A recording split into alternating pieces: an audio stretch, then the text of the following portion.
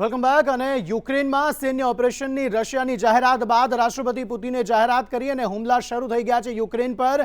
આ તમામની વચ્ચે પરિસ્થિતિ ખૂબ જ વિકટ અને રશિયાના હુમલામાં યુક્રેનને ભારે નુકસાનની ભીતિ સેવવામાં આવી રહી છે, કારણ કે 5થી વધુ શહેરો કે જ્યાં હુમલા કરવામાં આવ્યા છે। તમામની વચ્ચે નાટોએ ઇમરજન્સી બેઠક બોલાવી છે।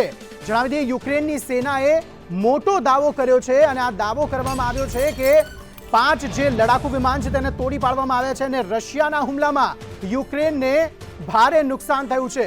નાટો દેશ રૂસ પર એટલે કે રશિયા પર હુમલો કરી શકે તેવી પણ માહિતી સામે આવી છે। 30 દેશો સાથે મળીને રશિયા પર હુમલો કરી શકે તેવો પણ હાલ દાવો કરવામાં આવી રહ્યો છે।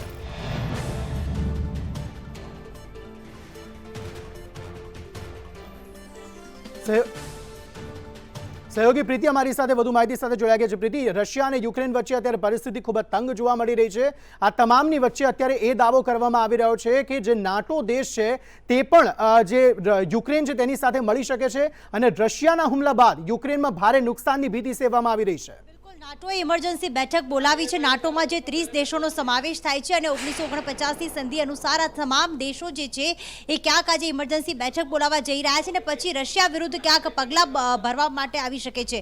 એની જ વચ્ચે અમેરિકાના રાષ્ટ્રપતિ જો બાઇડને એક નિવેદન આપ્યું છે કે અમારું ટાર્ગેટ એ રશિયન લોકો નથી, રશિયા નથી, પરંતુ વ્લાદિમીર પુતિન જે રશિયાના રાષ્ટ્રપતિ છે એ અમારો ટાર્ગેટ છે। એટલે આગામી સમયમાં અત્યારે યુક્રેનમાં ભારે નુકસાન તો થઈ શકે છે અંકિત, પરંતુ સાથે સાથે અત્યારે યુક્રેનના કેટલાક વિસ્તારોમાંથી જે સૈન્ય ટેન્કો હોય છે તે જતી દેખાઈ રહી છે। કેટલાક વિસ્તાર એવા છે જેવી રીતે કીવ એરપોર્ટ અત્યારે ખાલી કરવામાં આવ્યું છે, ખાર્કિવ એરપોર્ટ ખાલી કરવામાં આવ્યું છે અને કેટલાક વિસ્તાર એવા છે કે જ્યાં અત્યારે સૈન્યની ટેન્કો જતી દેખાઈ રહી છે। હવે એ સૈન્યની ટેન્કો યુક્રેને મોકલી છે કે પછી નાટો દેશો તરફથી કે પછી અમેરિકા દ્વારા મોકલવામાં આવી છે, કારણ કે જો બાઇડને પહેલાથી જ ચેતવણી આપી છે કે જો રશિયા હુમલો કરશે, જો રશિયા યુદ્ધ કરશે, જેની હવે જાહેરાત થઈ ચૂકી છે, તો રશિયાએ ભોગવવાનો વારો આવી શકે છે। અને એની વચ્ચે જ અત્યારે યુક્રેને એવો પણ દાવો કર્યો છે કે રશિયાના જે 5 જે હેલિકોપ્ટર હતા, જે એરક્રાફ્ટ હતા, તે પણ ભાંગી ચૂક્યા છે અને ક્યાંક યુક્રેને પણ સામે હુમલો કર્યો છે। તો યુક્રેન તરફથી એવું પણ નિવેદન સામે આપી છે કે અમે પીઠ નહીં બતાવીએ, અમે લડત આપીશું અને જીતીશું પણ ખરી, પરંતુ આ રશિયા અને યુક્રેનની વચ્ચે નાટોની ઇમરજન્સી બેઠક અને નાટોના દેશ દ્વારા શું આખરે નિર્ણય લેવામાં આવશે તે પણ આગામી સમયમાં અપડેટ મળી જશે। અંકિત जी प्रीति, आभार समग्र माहिती आपवा माटे। आ तमामनी वच्चे पीके सहगल साहब जे रक्षा विशेषज्ञ छे ते पण अमारी साथे सतत जोड़ाયેલા छे। सहगल साहब, क्या कहेंगे ये पूरी सिचुएशन में? अब रशिया ने हुमला तो कर दिया है, अटैक तो कर दिया है यूक्रेन पे, लेकिन अब साथ में नाटो देश जो है वो भी एक साथ मिलकर आने वाले हैं। साथ में एक इमरजेंसी बैठक बुलाई गई है। अजय यादव हमारी साथे जोड़ाયેલા छे। अजय, क्या जानकारी इस पूरे मामले में, जो सिचुएशन अभी बनी है यूक्रेन और रशिया के बीच में? तब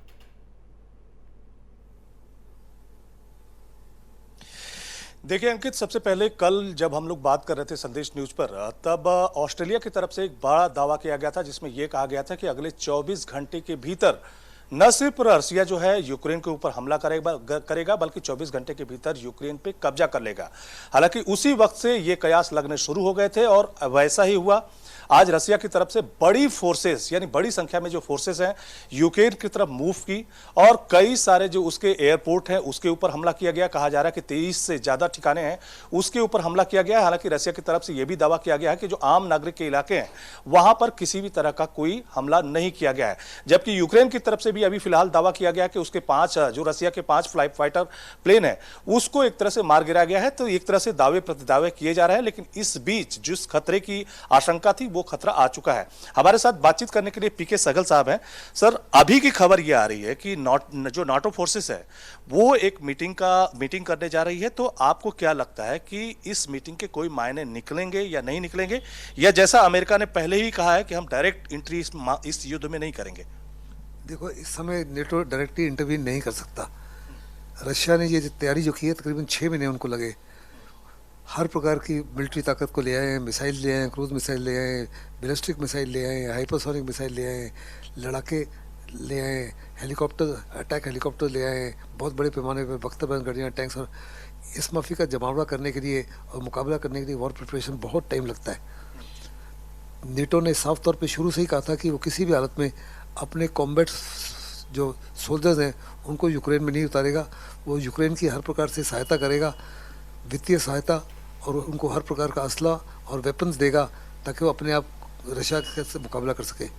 रशिया को ये नहीं भूलना चाहिए, दुनिया को ये नहीं भूलना चाहिए कि जब सोवियत यूनियन टूटा नहीं था तो उन्होंने इतनी बड़ी ताकत से ही अफगानिस्तान के ऊपर हमला किया था और अफगानिस्तान को कैप्चर तो कर लिया था, लेकिन बाद में हार किसकी हुई? रशिया की हुई। रशिया टूट गया।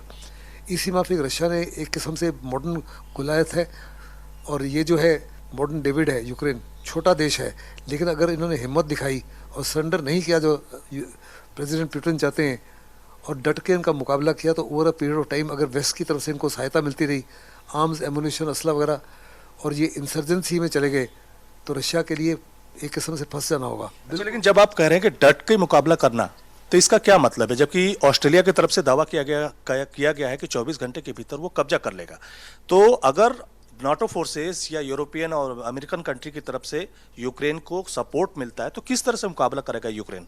यूक्रेन ये करेगा इंसर्जेंसी के माध्यम से, गुरिल्ला वॉरफेयर के माध्यम से। अगर आपको याद होगा कि जब अमेरिका ने बड़े पैमाने पर इराक के ऊपर हमला किया था तो उन्होंने कहा था we are using a sledgehammer to kill ants, और उस समय कई चैनलों के ऊपर मैंने कहा था कि वो जो एंट्स हैं, कीड़ियाँ हैं, वो छिप गई हैं, बट गई हैं, लेकिन जब वो अटैक उनको काटना शुरू करेगी तो अमेरिका को समझ नहीं आएगा ये कहाँ से काट रही हैं, और एग्जैक्टली वही हुआ। और बाद में इवेंचुअली हार किसकी हुई? अमेरिका की हुई। उनके पास हर प्रकार की मॉडर्न ताकत थी। इराक के पास उस माफी की ताकत नहीं, ये भी यूक्रेन के पास भी ताकत नहीं है। यूक्रेन में वो क्षमता नहीं है कि डट के उनका कन्वेंशनल वॉर करे। उसकी काबिलियत इसके ऊपर डिपेंड करती है कि इस समय अपना जो वॉर फाइटिंग मटेरियल है उसको छुपा ले, उसको सुरक्षित रखे, ताकि आने वाले समय में आहिस्ते आहिस्ते आहिस्ते करके रशिया के ऊपर हमला करे और रशिया को भी बहुत बड़े पैमाने पर ब्लीड करे। वो क्षमता अगर आप देखो, वियतनाम ने 79 में अमेरिका को हराया, इराक ने 1990s में वर्चुअली अमेरिका को हराया। अमेरिका अपनी इज़्ज़त बचा के भागा वहाँ से। अमेरिका अपनी इज़्ज़त बचा के अफगानिस्तान से भागा। कैसे भागा आपने देखा कि कितने हज़ार हर प्रकार के हथियार छोड़ गया जो तालिबान के कब्जे में आ गए हैं। सोवियत यूनियन हारा टूट गया। इसलिए आज की लड़ाई जीती नहीं जा सकती। अच्छा, लेकिन आज खुद रशियन प्रेसिडेंट है, उनकी तरफ से जो गोल सेट किया गया उसमें न सिर्फ चेतावनी दी गई बल्कि ये भी कहा गया कि अगर कोई सामने आएगा तो उसका वो हश्र करेगा जो लोगों ने कल्पना नहीं की है। और ये एक तरह से वर्ड उन्होंने यूज किया कि मैंने जो मैसेज दिया है आप लोगों ने सुन लिया होगा। मतलब यूरोपियन कंट्री और अमेरिका को उसने डायरेक्टली बोला है कि अगर कोई भी इंटरफेयर करेगा तो वो सीधे सीधे पे बड़ा हमला कर सकता है, या बड़ी चेतावनी एक तरह से दी गई है। तो ऐसे में आप कह रहे हैं कि जो यूक्रेन है वो गुरिल्ला वार के जरिए लड़ेगा, तो गोल क्या देख रहे हैं कि रशिया को हासिल क्या होगा, या यूक्रेन को क्या हासिल होगा, दुनिया को क्या हासिल होगा? देखो, पहली बात है जो रशिया की तरफ से धमकी आई है कि जो भी कोई इन्वॉल्व होगा उसके बहुत बड़ा इंजाम का सामना करना पड़ेगा, जो इतिहास में पहले कभी नहीं किया। ये किस्म से साफ तौर पे नेटो और अमेरिका को चेतावनी दी गई है कि किसी भी हालत में मिलिट्रीली वो इंटरवीन ना करे, और ना ही उनका मिलिट्री इंटरवेंशन का कोई इरादा है। दूसरा, जहाँ तक यूक्रेन का ताल्लुक है, रशिया ने यूक्रेन को 3 चीज़ें कही हैं। पहले वो साफ तौर पे कह रहे हैं यूक्रेन की फ़ौज को कि आप सरेंडर करो। वो सरेंडर नहीं करेंगे, मुझे 100% कन्विक्शन है वो सरेंडर नहीं करेंगे। दूसरा, उसकी कोशिश है कि यूक्रेन की सरकार को गिरा दिया जाए। आज यूक्रेन का हर आदमी और हर औरत जो है एकजुट होकर उनके प्रेसिडेंट के पीछे खड़ा हो गया, और जब तक वो मजबूती से पीछे खड़े रहेंगे गवर्नमेंट नहीं फॉल करेगी। तीसरा, उनकी कोशिश है कि एक पपेट गवर्नमेंट को खड़ा किया जाए जो पार्लियामेंट में रेजोल्यूशन पास करे कि यूक्रेन रशिया का हिस्सा बनना चाहता है, बिल्कुल उसी में क्रिमिया। ये भी मुझे नहीं लगता संभव है। अच्छा, लेकिन आज रशिया की तरफ से एक इमोशनल कार्ड भी किया गया जिसमें यह कहा गया कि जब नाजी सैनिकों का दौर था, यानी सेकेंड वर्ल्ड वॉर के टाइम पे, उस वक्त रशिया ने किस तरह से या सोवियत आर्मी ने किस तरह से इसी खार्किव या यूक्रेन के भीतर रह के लड़ा था। तो एक तरह से इमोशनल अपील की है, वो अपने लोगों से अपील की है या यूक्रेन के लोगों से रशिया ने अपील की है? ये अपील जो है यूक्रेन के लोगों से की है, लेकिन रशिया ये भूल रहा है कि उस समय के जो है जनरेशन वो जा चुकी हैं। रशिया ने बड़े पैमाने पर सपोर्ट किया था अपने आप को सुरक्षित करने के लिए।